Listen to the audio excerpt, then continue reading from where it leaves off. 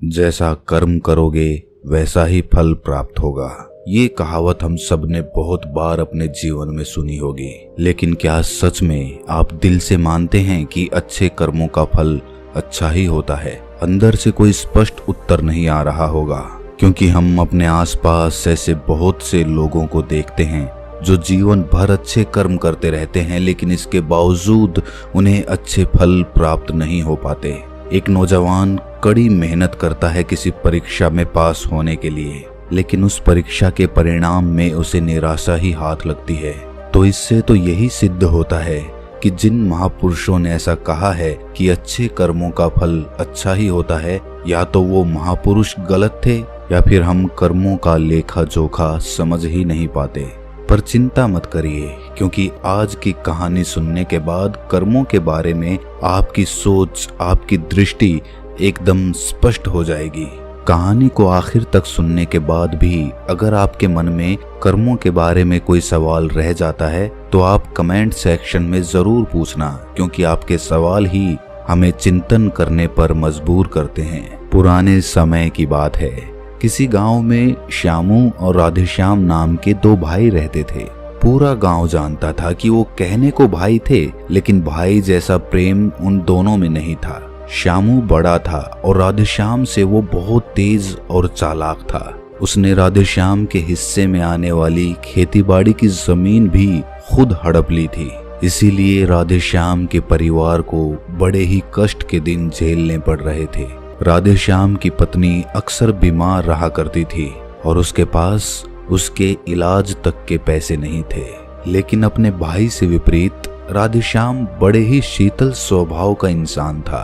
वो कभी किसी के साथ बुरा नहीं करता था, लेकिन उसके मन में अक्सर ये सवाल उठा करता था कि मैं किसी का बुरा नहीं करता, किसी के बारे में बुरा सोचता तक नहीं हूँ, तो मेरे साथ ऐसा क्यों होता है? क्यों मेरी पत्नी हमेशा बीमार रहती है? क्यों मेरे पास इतना भी धन नहीं है कि मैं अपना जीवन अच्छे से चला सकूं? क्यों मुझे मेरे कर्मों का फल नहीं मिलता है? और मेरा भाई इतना धूर्त है, इतना चालाक है, और वो हमेशा मजे में रहता है, उसे तो कोई परेशानी नहीं है। वो सोचने लगा कि शायद बुरे कर्मों का फल अच्छा मिलता है, अच्छे कर्मों का फल अच्छा नहीं मिलता। और धीरे धीरे ये संदेह उसके मन में घर करने लग गया। उसी गांव से कुछ दूर एक सन्यासी अपनी कुटिया बनाकर रहा करता था। जब भी वो सन्यासी गांव में भिक्षा मांगने के लिए आता तो सबसे एक ही बात कहता कि जो तूने किया वो तेरे हिस्से और जो मैंने किया वो मेरे हिस्से। राधेश्याम इस बात का अर्थ कभी समझ नहीं पाया। एक दिन जब वो गहरी चिंता में डूबा हुआ था तो उसके कानों में यही शब्द पड़े कि जो तूने किया वो तेरे हिस्से और जो मैंने किया वो मेरे हिस्से। जैसे ही ये शब्द राधेश्याम के कानों में पड़े, वो गुस्से से तिलमिला उठा। उसने गुस्से में उस सन्यासी से कहा कि महात्मन, आप हमेशा एक ही बात का रट लगाते रहते हैं जिसका कोई मतलब नहीं है। अगर आपकी बात सत्य होती तो मैं जीवन में अच्छे कर्म करते आया हूँ, तो मेरे हिस्से में तो अच्छे ही कर्म होने चाहिए थे, अच्छा ही फल प्राप्त होना चाहिए था, लेकिन मुझे कुछ भी अच्छा फल प्राप्त नहीं हुआ। मेरी पत्नी हमेशा बीमार रहती है, खाने तक के पैसे नहीं होते हमारे पास। सन्यासी ने बड़े ही शांत स्वर में कहा कि ऐसा प्रतीत होता है बनते कि परिस्थितियों से तुम हार मान चुके हो। कठिन परिस्थितियों ने तुम्हारी सोच पर गहरा असर डाला है। बुरे समय ने तुम्हारी सोच भी बदल कर रख दी है। तुम एक काम करना, आज संध्या समय कुछ फल लेकर मेरे आश्रम में आना, फिर मैं तुम्हारे सारे सवालों के जवाब दूंगा। और ये कहकर वो सन्यासी अपना भिक्षा पात्र लेकर अगले घर की तरफ निकल जाता है। संध्या समय राधेश्याम ने कुछ फल खरीदे और गांव से दूर उस सन्यासी की कुटिया की तरफ निकल पड़ा। जैसे जैसे वो रास्ते पर आगे बढ़ रहा था, उसे अथाह शांति का अनुभव हो रहा था, क्योंकि रास्ता गांव से दूर था, इसीलिए उसमें कोई हलचल नहीं थी। बस रास्ते में जगह जगह कुछ लंगूर और बंदर दिखाई दे रहे थे। राधेश्याम के मन में आया कि वो कुछ फल उन बंदरों और उन लंगूरों को खिला दे, लेकिन फिर उसने सोचा कि अगर मैं फल लेकर सन्यासी के पास नहीं गया तो मेरे सवालों के जवाब मुझे नहीं मिलेंगे।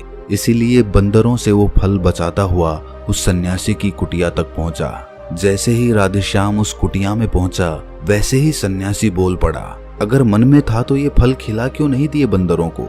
ये सुनकर राधेश्याम आश्चर्यचकित रह गया। सन्यासी को कैसे पता चला कि उसके मन में बंदरों को फल खिलाने की इच्छा उठी थी। उसने पूछा कि महात्मन, आपको कैसे पता कि मैं बंदरों को फल खिलाना चाहता था? सन्यासी ने बड़े ही शांत स्वर में कहा कि जरूरी ये नहीं है कि मुझे कैसे पता चला। हम तो सन्यासी हैं, सबके मन की बात पढ़ लेते हैं। जरूरी ये बात समझना है कि जिस तरह एक बछड़ा हजारों गायों के बीच अपनी माँ को ढूंढ लेता है, उसी प्रकार कर्म अपने कर्ता को ढूंढ ही लेता है।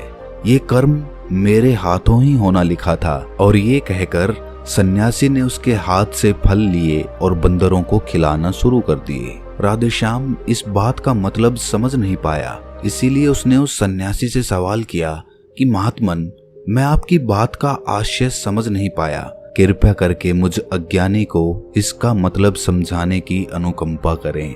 सन्यासी ने बड़े शांत स्वर में कहना शुरू किया कि बनते, मनुष्य को हमेशा यही लगता है कि वही करने वाला है, वही करता है और वही कर्म करेगा। लेकिन समझने की बात ये होती है कि कर्म आपका खुद चुनाव करता है, आप कर्म का चुनाव नहीं करते। अगर आप किसी कर्म को करने के योग्य हैं तो हजारों लोगों के बीच में से कर्म आपको अपने आप ढूंढ कर निकाल लेगा। इसीलिए योग्य बनने पर ध्यान दो, कर्म करने पर ध्यान मत दो। अगर तुम सिर्फ कर्म करने पर ध्यान दोगे तो कभी योग्य नहीं बन पाओगे। योग्य बनने के लिए जिन कर्मों की आवश्यकता होती है, पहले उन छोटे छोटे कर्मों को करना शुरू करो, और जब तुम योग्य बन जाओगे तो बड़ा कर्म या कहें कि मुख्य कर्म या फिर जिस कर्म के लिए तुम बने हुए हो वो कर्म तुम्हारे पास खुद चल कर आएगा। उदाहरण के लिए तुम इन बंदरों को देखो। इन बंदरों ने छोटे छोटे कर्म करके पेड़ों पर चढ़ना सीखा, गुलाटियां लगाना सीखा, और इसी प्रकार छोटे छोटे कर्म करते हुए ये मुझ तक पहुंच गए। और मुझ तक पहुंचने के बाद इनके पास इनका खाना खुद ही पहुंच गया। इसीलिए अपनी रोजमर्रा की जिंदगी में छोटे छोटे कर्म करते हुए अपने आप को योग्य बनाते जाओ, और जब तुम योग्य बन जाओगे तो अपने आप बड़ा लक्ष्य तुम्हें प्राप्त हो जाएगा। सन्यासी ने अगला कथन कहना शुरू किया जो कि बहुत ही जरूरी था। ध्यान लगाकर सुनना। अगर तुम योग्य बनने के लिए कर्म नहीं करोगे तो दूसरे लोगों के कर्म भी तुम्हें प्रभावित करने लगेंगे। उदाहरण के लिए तुम्हारी पत्नी कई दिनों से बीमार है। तुम अक्सर यही सोचते हो कि मुझे किन कर्मों की सजा मिल रही है, लेकिन समझने की बात ये होती है कि तुम्हारी पत्नी बीमार अपने कर्मों की वजह से है, तुम्हारे कर्मों की वजह से नहीं है। तुम्हारे कर्म तो अच्छे हैं, लेकिन क्या पता तुम्हारी पत्नी के कर्म अतीत में अच्छे ना रहे हों, जिसकी वजह से वो बीमार हो गई हो, और तुम्हारी पत्नी के कर्मों की वजह से तुम्हें भी दुख झेलना पड़ रहा है। और इसी प्रकार बहुत से मनुष्य अपने बच्चों की वजह से, अपने परिवार की वजह से, इन सब की वजह से खुद दुख झेल रहे होते हैं। लेकिन जरा सोचो, अगर तुम योग्य होते तो तुम अपनी पत्नी का खुद इलाज करवा पाते, उसकी बीमारी दूर करवा पाते। और क्या पता अगर तुम योग्य होते तो तुम्हारा किसी दूसरी स्त्री के साथ विवाह हुआ होता जो स्वस्थ होती। लेकिन तुम योग्य नहीं थे, इसीलिए तुम अपनी पत्नी की वजह से खुद दुख झेल रहे हो। अगर तुम योग्य बन जाओगे तो दूसरे लोगों के कर्म तुम्हें प्रभावित नहीं कर पाएंगे। सन्यासी ने राधेश्याम को चेतावनी देते हुए कहा कि याद रखना राधेश्याम, आपको वो नहीं मिलता जो आप चाहते हो, बल्कि वो मिलता है जिसके आप योग्य हो। इसीलिए अपनी योग्यता को बढ़ाने पर काम करो, उसके लिए कर्म करो। कर्म का फल पाने के लिए कभी कर्म मत करो। राधेश्याम ने सन्यासी से हाथ जोड़कर एक सवाल पूछा कि महात्मन, मुझे ये बताने की अनुकंपा करें कि मैं अपनी योग्यता किस प्रकार बढ़ा सकता हूँ ताकि मेरा मुख्य कर्म मुझको खुद ढूंढ सके। सन्यासी ने बड़े ही शांत स्वर में कहना शुरू किया कि भंते, इसके लिए बड़े ही सरल सरल उपाय होते हैं। सबसे पहला उपाय है कर्म करके भूलते जाओ।